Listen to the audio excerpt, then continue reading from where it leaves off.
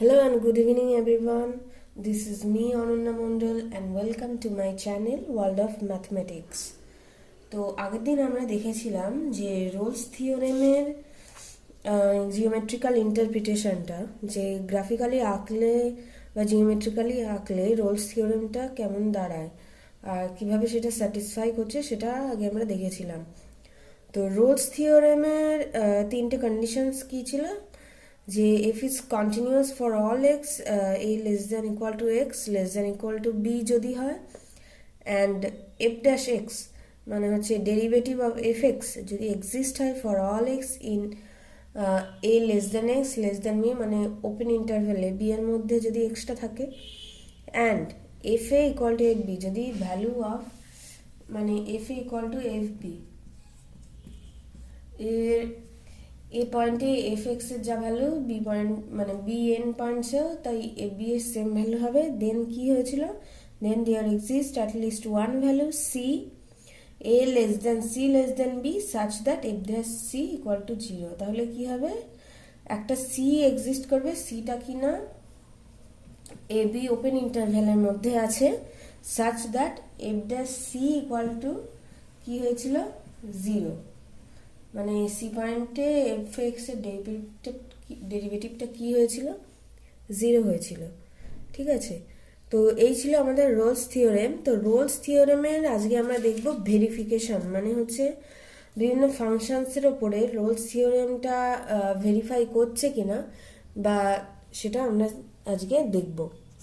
ঠিক আছে, আচ্ছা, তো এবার আমরা দেখব f of x equal to cos x in minus pi by two to plus pi by two closed ইন্টারভ্যালের মধ্যে এই ফাংশনটা কজ এক্স, এই যে ফাংশনটা তোমার রোলস থিওরেমটা ভেরিফাই করছে কিনা সেটা আমরা দেখব। তো এটা দেখার জন্য প্রথমে দেখতে হবে কি কন্টিনিউয়াস হচ্ছে কিনা মাইনাস পাই বাই টু থেকে পাই বাই টু ক্লোজড ইন্টারভ্যালের মধ্যে।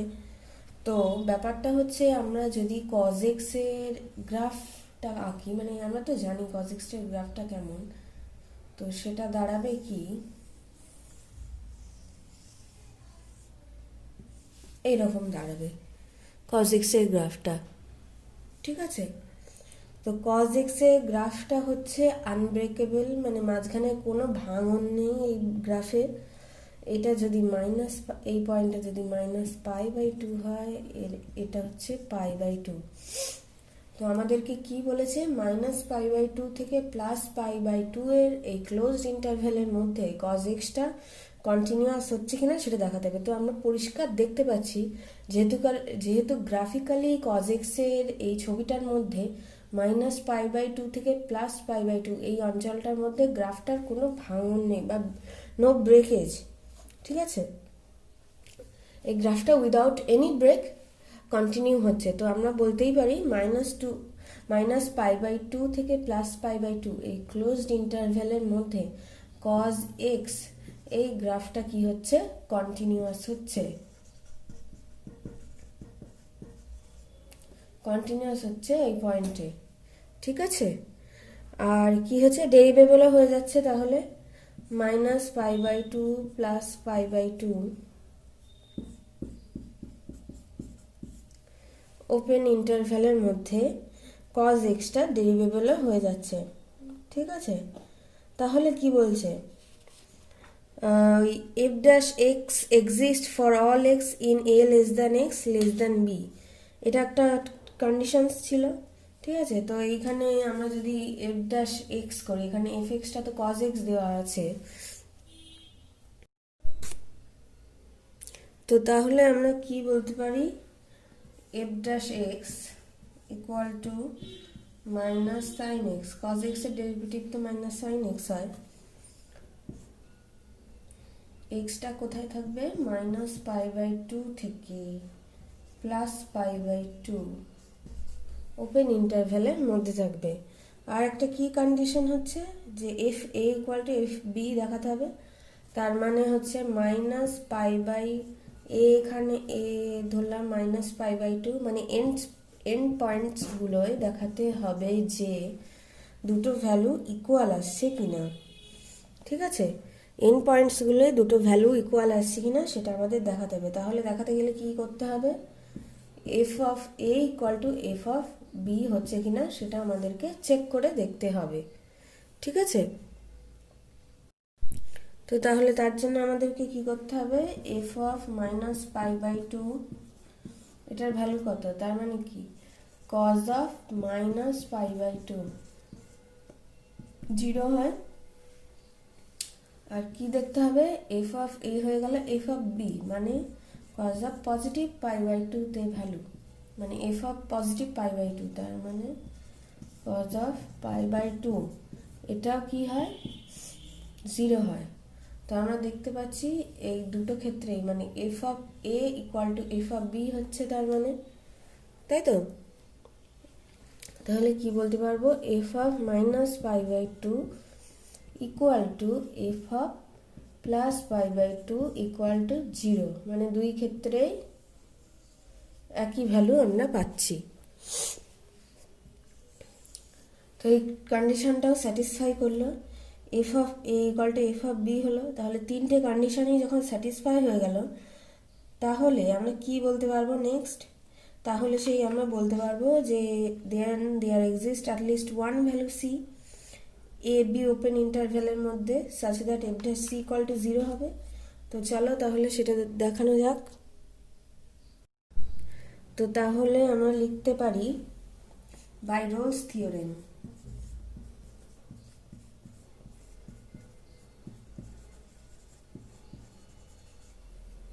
বাই রোলস থিওরেম কি লিখতে পারি, F dash C equal to 0 হবে, সিটা কিনা কি থাকবে, open interval A B, A আর বি এখানে কত মাইনাস পাই বাই টু আর প্লাস পাই বাই মানে পজিটিভ পাই বাই টু, ঠিক আছে। তো F dash C equal to 0 হবে, এটা জানি। তো এক্ষেত্রে এফ ড্যাশ এক্স আমরা কি করেছিলাম, এফ ড্যাশ এক্স কি করেছিলাম, এফ অফ এক্স এর ডেরিভেটিভ মানে কজ এক্স এর ডেরিভেটিভ কি হয়েছিল মাইনাস সাইন এক্স।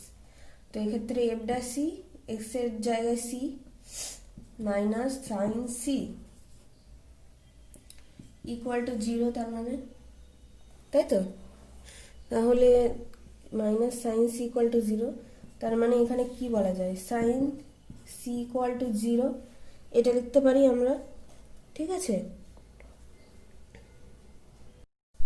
তো এক্ষেত্রে আমরা যদি সি এর ভ্যালু 0 নেই, এখানে যদি আমরা সি এর ভ্যালু 0 নেই, তাহলে আমরা কি বলতে পারবো, যদি সি এর ভ্যালু আমরা 0 নেই তাহলে আমরা দেখতে পাবো যে সাইন সি ইকুয়াল টু 0 হয়ে যাচ্ছে, মানে এই কন্ডিশন এই জিনিসটা স্যাটিসফাই করছে। ইফ সি ইকুয়াল টু 0, তাহলে কি C equal to 0 is a solution হয়ে যাচ্ছে।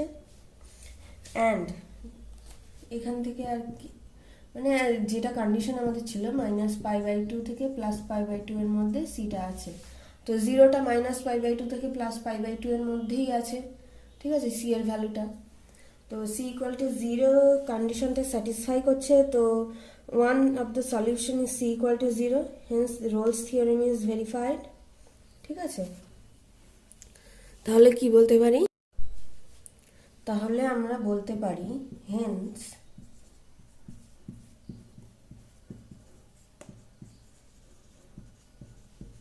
Rolle's theorem is verified for the given function, ঠিক আছে।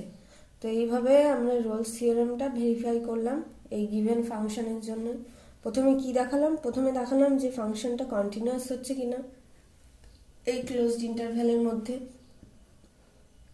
নেক্সট আমরা দেখলাম যে ওটা ডেরিভেবল কিনা minus pi by two plus pi by two open ইন্টারভ্যালের মধ্যে। নেক্সট আমরা কি দেখলাম যে F of A equal to F of B হচ্ছে কিনা, অর্থাৎ এই পয়েন্টে ফাংশনটার যা ভ্যালু এই পয়েন্টেও ফাংশনটার তাই ভ্যালু হচ্ছে কিনা, মানে সেম ভ্যালুস আছে কিনা সেটা দেখলাম। তো সেটাও আমাদের একই আসলো, মানে ভেরিফাই হলো সেই কন্ডিশনটা। নেক্সট আমরা কি বললাম, তাহলে এফ এক্স রোলস থিওরেমের সমস্ত কন্ডিশনসগুলো স্যাটিসফাই করছে। তো তাহলে রোলস থিওরেম অনুযায়ী কি বলা যাচ্ছে যে সি একটা পয়েন্ট এক্সিস্ট করছে -π/2 থেকে +π/2 ওপেন ইন্টারভ্যালের মধ্যে, যেখানে কিনা F dash C equal to 0 হবে। ঠিক আছে, তো এফ ড্যাশ এক্স মানে আমরা পেয়েছি -sin x, তো এখানে এফ ড্যাশ সি কত হয়ে যাচ্ছে -sin c। তো সেখান থেকে আমরা পেয়ে গেলাম সি ইকুয়াল টু যদি 0 হয় তাহলে কন্ডিশনটা স্যাটিসফাই করছে, মানে সিটাও -π/2 +π/2 ওপেন ইন্টারভ্যালের মধ্যে থেকে যাচ্ছে সি এর ভ্যালুটা, আর কন্ডিশনটাও স্যাটিসফাই হয়ে যাচ্ছে। তাহলে কি বলা যাচ্ছে, রোলস থিওরেমটা ভেরিফাই হয়ে যাচ্ছে for this given function in this interval. ঠিক আছে, আচ্ছা নেক্সট আমরা এই ফাংশনটার ক্ষেত্রে দেখব যে রোলস থিওরেম ভেরিফাই হচ্ছে কিনা। এটা একটা পলিনোমিয়াল ফাংশন, ঠিক আছে, আর এখানে দেওয়া আছে ইন্টারভ্যালটা 1 ≤ x <4। তো ইন্টারভ্যালটা এইভাবেও লেখা থাকতে পারে, তোমাদের অঙ্কে যখন ভেরিফাই করতে বলবে সবসময় ক্লোজড ইন্টারভ্যাল আকারে এরকমভাবে নাও লেখা থাকতে পারে। ক্লোজ ইন্টারভ্যালেরই এটা একটা এইভাবে লেখা যায়, তোমরা জানো। তো এক্ষেত্রে এটা কি ইন্টারভ্যাল, ক্লোজড ইন্টারভ্যাল 1-4। ঠিক আছে, তো এটা হচ্ছে এইভাবে রিপ্রেজেন্ট করে দেওয়া আছে ইন্টারভ্যালটা। তো এইবার আমরা দেখব যে এফ অফ এক্সটা এই ফাংশনটা রোলস থিওরেম ভেরিফাই করছে কিনা। তো আমরা প্রথমেই জানি এফ এক্স ফাংশনটা একটা পলিনোমিয়াল ফাংশন, দেখতেই পাচ্ছি।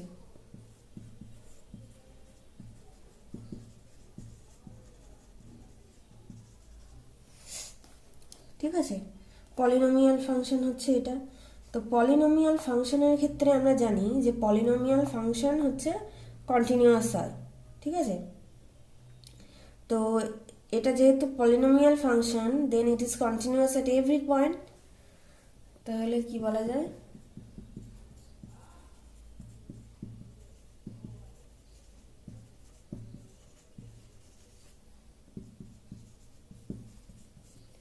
ইট is continuous at every point.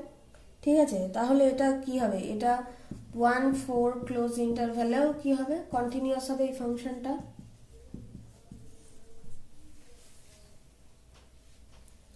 1-4 এই ইন্টারভ্যালের মধ্যেও ফাংশনটা কি হয়ে যাচ্ছে, কন্টিনিউয়াস ফাংশন হয়ে যাচ্ছে। তাহলে কি বলা যায়, তা নেক্সট আমরা আসবো ডেরিভেটিভ। ঠিক আছে, এফ অফ এক্স এর ডেরিভেটিভ কি হচ্ছে 2x - 5। এটা ডেরিভেটিভটা এক্সিস্ট করছে কোথায়,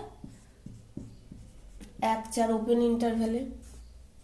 ঠিক আছে, 1-4 ওপেন ইন্টারভ্যালের মধ্যে ডেরিভেটিভটা এক্সিস্ট করছে, মানে 1-4 যে কোনো এই ওপেন ইন্টারভ্যালের মধ্যে যদি আমরা কোনো পয়েন্ট নেই, এটার ভ্যালু আমরা পেয়ে যাচ্ছি। তাহলে এরপরে আমরা দেখব, এখানে তো ডেরিভেটিভ এক্সিস্ট করলো 1-4 ওপেন ইন্টারভ্যালের মধ্যে। নেক্সট আমরা দেখব কি, যে F of A equal to F of B হচ্ছে কিনা, মানে F of 1 equal to F of 4 হচ্ছে কিনা এটা আমরা চেক করব। যদি মানে দুটোর ভ্যালু ইকুয়াল আসে, এটা যদি ইকুয়াল আসে দেন আমরা কি বলবো, ইকুয়াল আসলে আমরা বলতে পারবো যে ওখানে একটা এই 1-4 ওপেন ইন্টারভ্যালের মধ্যে একটা পয়েন্ট থাকবে সি, যেটা কিনা F dash C equal to কি হবে 0 হবে। তো চলো দেখা যাক F of 1 equal to F of 4 আসছে কিনা। এফ অফ 1 কত আসছে, 1 - 5 + 6। এফ অফ 4 কত আসছে,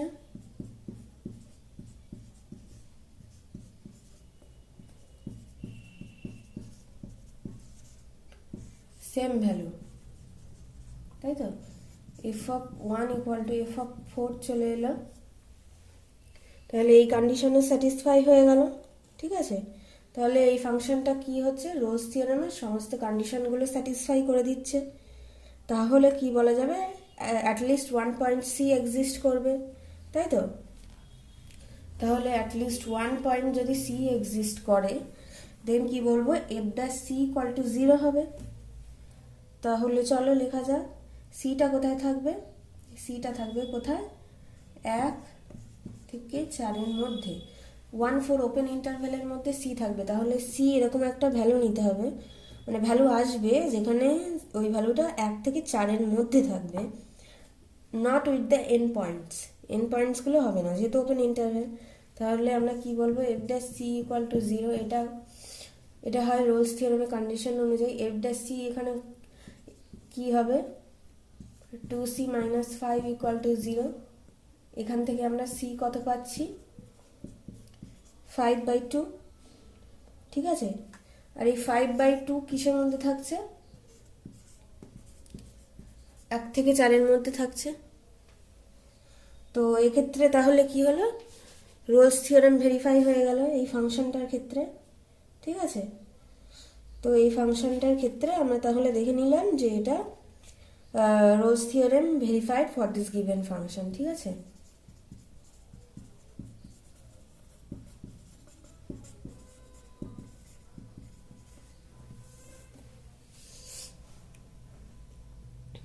ওকে, তো আমরা এইভাবে দেখতে পেলাম যে বিভিন্ন ধরনের ফাংশন নিয়ে রোলস থিওরেম কিভাবে ভেরিফাই করা যাচ্ছে।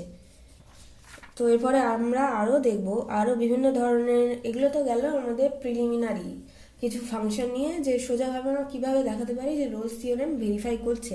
এরপরে আরও আমরা কিছু ফাংশনস দেখব যেগুলো রোলস থিওরেম ভেরিফাই করছে কি করছে না, সেগুলো আমরা মানে জানার চেষ্টা করব।